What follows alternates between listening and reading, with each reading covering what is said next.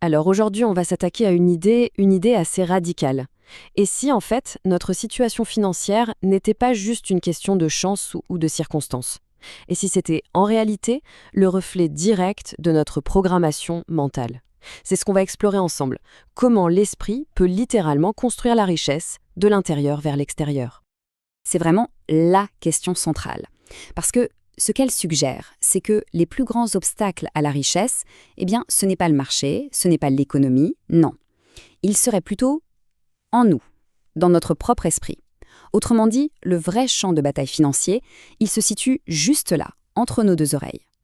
Bon, allons-y, plongeons dans le vif du sujet. Le concept de base, il est vraiment simple à énoncer, mais assez profond. L'idée, c'est que notre monde extérieur n'est qu'une impression, un miroir de notre monde intérieur. Pour le dire plus crûment, le solde du compte en banque, il serait souvent le reflet direct de l'état d'esprit de la personne qui le possède. Imaginez une sorte de système d'exploitation invisible qui tourne en permanence dans notre tête. Ce programme, il est fait de toutes les idées, toutes les croyances sur l'argent qu'on a pu absorber depuis l'enfance, souvent sans même s'en rendre compte. Et le truc, c'est que ce programme, il exécute des commandes en mode automatique. Et ce sont ces commandes qui pilotent nos choix financiers jour après jour. C'est une phrase toute simple, mais quand on y pense, les implications sont juste énormes.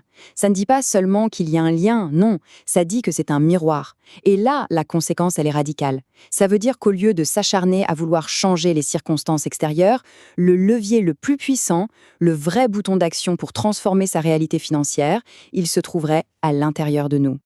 Alors, par où on commence? Comme pour tout, on commence par un diagnostic. C'est logique. Avant de pouvoir réécrire un code, il faut d'abord le lire, le comprendre. L'idée ici, c'est de mettre en lumière, le plus honnêtement possible et sans se juger, ces fameuses croyances qui nous gouvernent, la plupart du temps sans qu'on le sache. Concrètement, qu'est-ce que c'est cette programmation mentale? C'est un peu comme notre logiciel financier personnel. Et attention, il n'est pas inné, on ne naît pas avec, il est acquis. Pensez un peu à toutes ces phrases qu'on a entendues dans l'enfance, aux attitudes de notre entourage face à l'argent, à nos propres succès, nos propres échecs. Chacune de ces expériences a, en quelque sorte, installé une ligne de code. Et tout ça, mis bout à bout, ça a créé un programme unique qui détermine aujourd'hui notre rapport à la richesse. En fait, on peut vraiment voir ça comme deux fréquences radio complètement différentes. D'un côté, on a la fréquence du manque. Sur cette fréquence, l'argent, c'est une source de stress, d'anxiété, une ressource super limitée pour laquelle il faut se battre. Et de l'autre côté, on a la fréquence de l'abondance. Là, l'argent est vu différemment. C'est une énergie, un outil qui circule, qui peut être créé. Le but du jeu ici, ce n'est pas de juger, c'est juste d'identifier sur quelle fréquence on est réglé par défaut. Ok, une fois le diagnostic posé, la grande question c'est comment on change de fréquence. C'est là qu'on passe au concret. On ouvre la boîte à outils.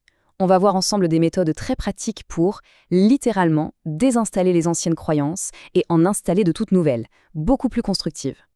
Ces trois outils, ce sont vraiment les piliers de la reprogrammation. Prenons les affirmations. Une affirmation qui marche, ce n'est pas juste un vœu en l'air, non. Elle doit être spécifique, crédible, quelque chose comme « Chaque jour, j'attire de nouvelles opportunités qui augmentent ma valeur ». Ensuite, la visualisation. Là, l'idée, c'est de graver un objectif dans le subconscient en y mettant une émotion forte. Par exemple, ressentir la fierté de signer un contrat super important. Et enfin, la gratitude. Ça, c'est l'antidote direct au sentiment de manque. Ça force le cerveau à chercher ce qui va bien, ici et maintenant. Ok, mais est-ce que tout ce travail se passe juste dans la tête? Est-ce que ça reste abstrait? La réponse est absolument pas. C'est justement là que la magie opère, que le lien se fait entre l'esprit et la matière. Voyons un peu comment un simple changement de logiciel interne peut provoquer un changement mais radical, des résultats dans le monde bien réel. Le mécanisme derrière tout ça est assez fascinant. En fait, en changeant de programme, on ne change pas le monde. On change le filtre à travers lequel on le perçoit. C'est un peu comme quand on décide d'acheter une voiture, disons, rouge. Et là, d'un coup, on en voit partout. Les opportunités, c'est pareil. Elles étaient déjà là. Mais le cerveau, qui était programmé pour voir le manque, les ignorait complètement. Un nouvel état d'esprit, ça recalibre ce filtre. Et d'un coup, il se met à les repérer. Et ce qu'on voit ici, c'est que l'effet, il n'est pas du tout linéaire. Il est exponentiel. On ne parle pas de saisir juste un peu plus d'opportunités, non. On parle d'un vrai changement de dimension. C'est simple. L'ancien état d'esprit, il joue en défense. Il cherche surtout à éviter les pertes. Le nouvel état d'esprit, lui, il joue en attaque. Il cherche à marquer des points. forcément le résultat final, il est radicalement différent. Bon, on arrive presque à la fin, mais il y a une idée super importante à comprendre pour que tout ça fonctionne sur le long terme. Ce processus, ce n'est pas un vaccin. Ce n'est pas un truc qu'on fait une fois et c'est réglé. Non, c'est plutôt une sorte d'hygiène mentale, une pratique de tous les jours. La meilleure métaphore pour ça, c'est vraiment celle du jardin. Pensez-y. Les mauvaises herbes, c'est-à-dire les doutes, les peurs, les vieilles croyances, elles n'ont pas besoin d'aide pour pousser. Le simple bruit ambiant suffit à les nourrir. Par contre, les graines de l'abondance, elles ont besoin d'un effort conscient. Il faut les arroser tous les jours, avec les bons outils, les protéger, leur donner de la lumière. Ce que cette chronologie montre bien, c'est le pouvoir de l'effet cumulé. Au début, honnêtement, les changements sont presque invisibles. Mais il faut voir chaque pensée qu'on réoriente comme un petit investissement, qui génère des intérêts composés. Et avec le temps, ce n'est plus une simple addition, ça devient une multiplication. La persévérance du début, elle finit par se transformer en un véritable élan exponentiel. S'il n'y a vraiment qu'une seule chose à retenir de tout ça, c'est celle-là. On passe souvent notre vie à essayer de manipuler le reflet dans le miroir, alors que le vrai pouvoir, c'est de changer la personne qui se tient devant. On peut avoir la meilleure stratégie financière du monde, elle sera toujours limitée par la programmation mentale qui la soutient. Le point de départ, il est donc toujours à l'intérieur. Et donc, on ne va pas terminer avec une conclusion, mais plutôt avec un commencement. Parce que l'information, en soi, ça ne change rien. C'est la décision qui crée.